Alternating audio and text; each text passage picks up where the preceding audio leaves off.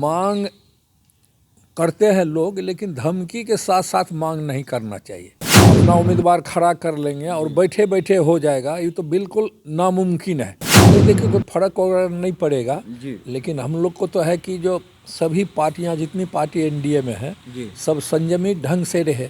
बयान तो कई तरह से आता है इन लोग का, लेकिन होता वही है जो एनडीए में माननीय मुख्यमंत्री जी चाहते हैं। तो हमारे समझ से एनडीए 5 वर्षों तक उसका बिखराव होने का स्थिति नहीं है। तो ऊपर से आम गिर जाए तुरंत हम उसको खाने लगे, इस फेर में विपक्ष रहता है। नमस्कार, आप देख रहे हैं लाइव सिटीज़। मैं हूं आपके साथ सौरभ राज। बिहार एनडीए में कुल 4 और 5 दल हैं पारस जी को मिला करके, लेकिन जो सबसे महत्वपूर्ण दल है जेडीयू और भाजपा।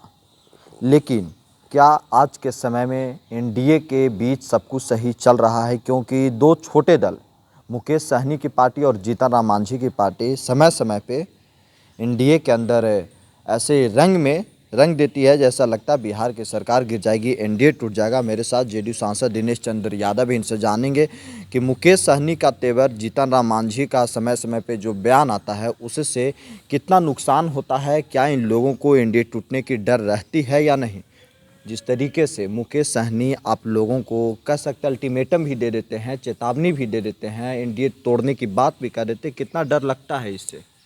देखिए, जब लोग पार्टी चलाता है, चाहे छोटा हो या बड़ा हो, तो इन लोग तो छोटे पार्टी का नेता है और राजनीति में यह सब चलता है। लेकिन लोगों को सोचना चाहिए कि जब हम एक ग्रुप में एनडीए में हैं तो उसकी स्थिति असहज नहीं हो, उसी अनुरूप सभी को चलना चाहिए।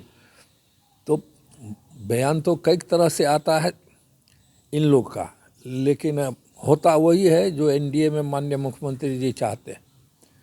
तो संख्या है, कुछ संख्या एमएलए इधर भी है उधर भी है, फिर भारतीय जनता पार्टी है, जेडीयू तो है ही। तो हमारे समझ से एनडीए 5 वर्षों तक उसका बिखराव होने का स्थिति नहीं है। तो इसीलिए लोगों को संयमित ढंग से बोलना भी चाहिए। यदि हम कुछ चाहते हैं तो हमारा कितना संगठन है, हमारी क्या शक्ति है, उसी के अनुरूप लोग को मांगना भी चाहिए। लेकिन अब तो फैशन हो गया, कुछ हो रहा तुरंत क्लेम ठोकता है कि हमको इतना विधान परिषद का सीट दे दीजिए, इतना असेंबली में सीट दे दीजिए।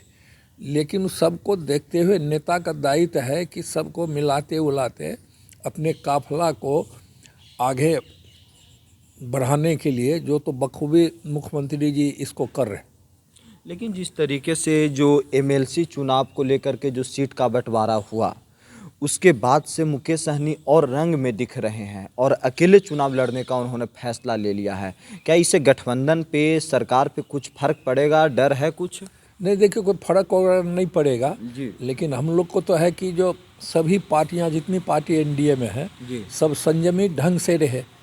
और फिर ऐसा नहीं कोई परिस्थिति पैदा हो कि अब विकास के काम में लगे हुए मुख्यमंत्री जी, इस तरह की बात हो जाएगी तो फिर इस पर भी दिमाग खपत करना पड़ता है। इसीलिए इन लोगों को संयमित ढंग से रहना चाहिए।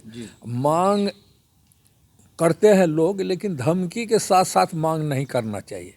अपने स्थिति को भी समझना चाहिए कि हमको यदि इतना सीट हम लेंगे तो हम कितने जगह पर जिता सकते हैं।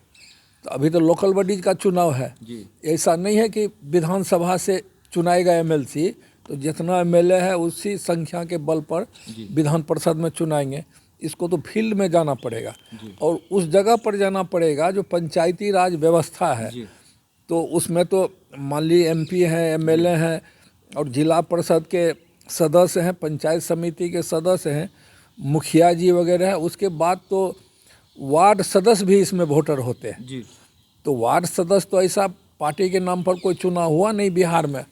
तो अभी तो इंडिविजुअल रूप से अपने संसाधन और अपने क्षमता के अनुसार लोग वोट को मोबिलाइज करेंगे। ऐसा नहीं किसी को सिंबल दे दिए, सिंबल तो इसमें नहीं चलता है, उसको अपना उम्मीदवार खड़ा कर लेंगे और बैठे बैठे हो जाएगा, ये तो बिल्कुल नामुमकिन है।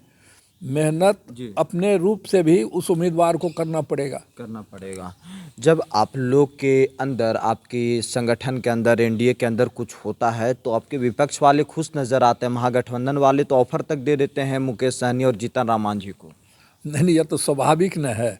विपक्ष क्या करेंगे? विपक्ष को तो है कि किसी तरह से ऊपर से आम गिर जाए तुरंत हम उसको खाने लगें, इस फेर में विपक्ष रहता है जी। लेकिन अब कई अवसर पर ऑफर आता है, लेकिन देखते हैं आउटपुट रिजल्ट जीरो होता है, उस ऑफर का कोई मतलब नहीं रहता, लेकिन सनसनी एक फैल जाती है राजनीति में।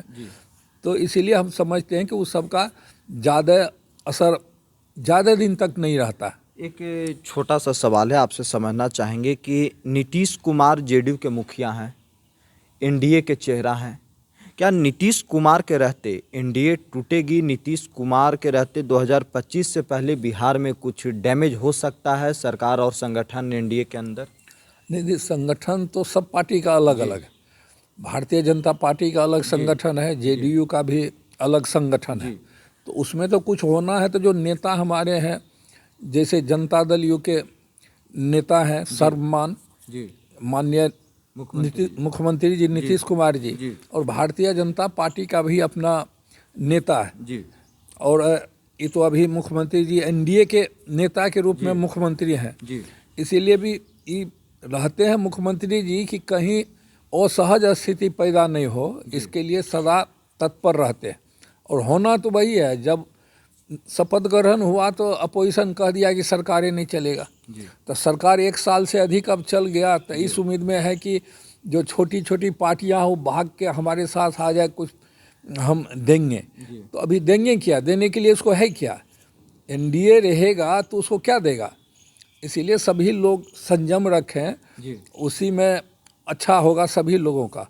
और एनडीए तो राजनीतिक दल है, गठबंधन की सरकार होती है तो बहुत तरह की बात होती है, उसे इनकार नहीं किया जा सकता। बहुत लोग तो ऐसे रहते हैं कि अब मुख्यमंत्री जी के यहाँ जा रहे हैं किसी अफसर के पैरवी में, वो हम नहीं उसको कर पा रहे हैं, तो तुरंत मौका देख के न्यूज़ कहीं से प्लॉट हो कि अब लोग सुन नहीं रहे हैं। हाँ, अफसर नहीं सुन रहे हैं, नेता नहीं सुन रहे हैं, तो ये सब बात लोग बोलते हैं।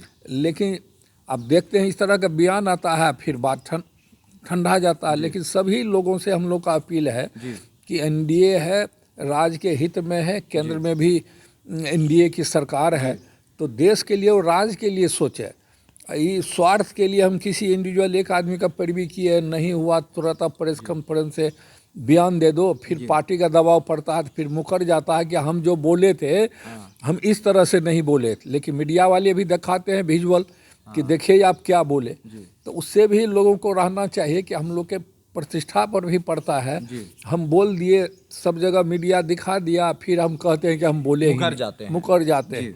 ये तो प्रायः होता है और हम इस तरह की बात नहीं होनी चाहिए। चलिए, शुक्रिया सर, थैंक यू, धन्यवाद।